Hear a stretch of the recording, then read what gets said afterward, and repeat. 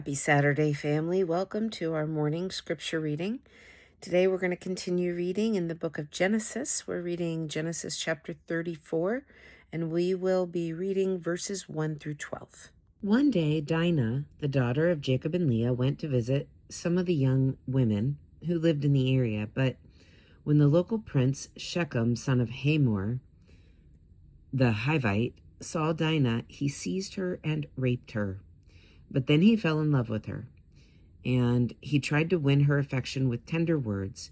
He said to his father Hamor, "Get me this young girl. I want to marry her." Soon Jacob heard that Shechem had defiled his daughter Dinah. But since his sons were out in the fields herding his livestock, he said nothing until they returned. Hamor, Shechem's father, came to discuss the matter with Jacob. Meanwhile, Jacob's sons had come in from the field as soon as they heard what had happened. They were shocked and furious that their sister had been raped. Shechem had done a disgraceful thing against Jacob's family, something that should never be done. Hamor tried to speak with Jacob and his sons. "My son Shechem is truly in love with your daughter," he said. "Please let him marry her. In fact, let's arrange other marriages too. You give us your daughters for our sons, and we will give you our daughters for your sons. And you may live among us. The land is open to you. Settle here and trade with us, and feel free to buy property in the area."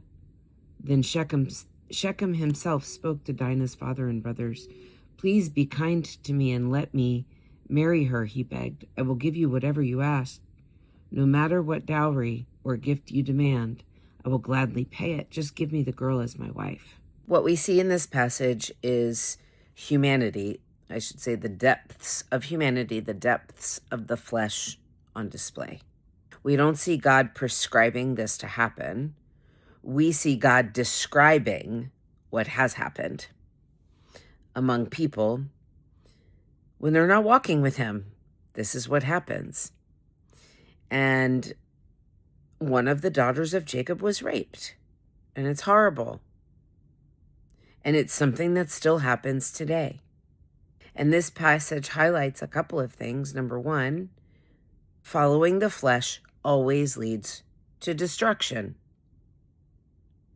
Now, Shechem and Hamor, they've got the entire family of Jacob to deal with, Jacob's children to deal with.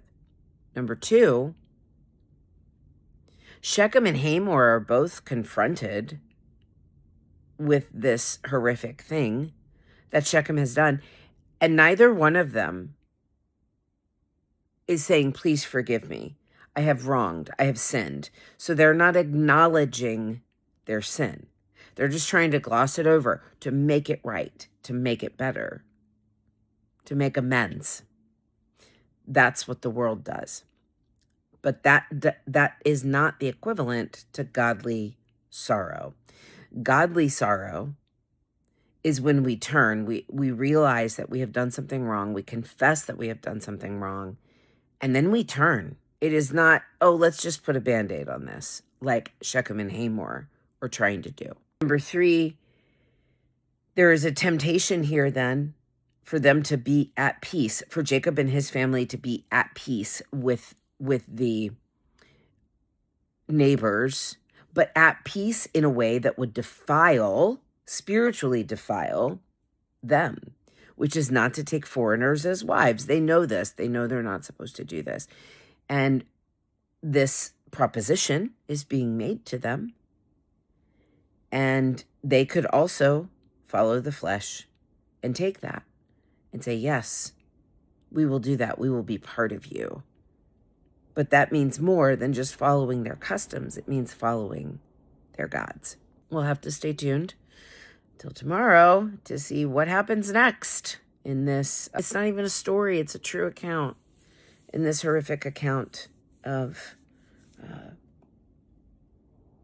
people following their flesh, the ramifications thereof, and then we'll see how God is going to use that.